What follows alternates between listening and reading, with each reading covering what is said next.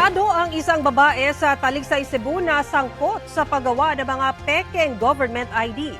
Ayon sa NBI Region 7, pahirapan ang surveillance sa suspect dahil online ang kanyang mga katransaksyon at ipinapadala lang sa delivery rider ang mga pekeng ID. 3 buwan ang naging monitoring sa suspect bago nahuli nitong Lunes. Humigit kumulang 500 pekeng ID ng Bureau of Internal Revenue at PhilHealth ang nakuha sa kanya. Nakumpiska rin ang isang printer, cutter, cellphone at iba pang gamit sa paggawa ng mga pekeng ID. Inamin ng suspect ang krimen. Sabi niya, taga-imprenta lang siya at kumikita ng 50 pesos kada pekeng ID na naibebenta nila mula 180 hanggang 300 pesos. Inaalam na ng mga otoridad kung sino pa ang mga nasa likod ng operasyon. Kapuso, para sa mga maiinit na balita, mag-subscribe sa GMA Integrated News sa YouTube.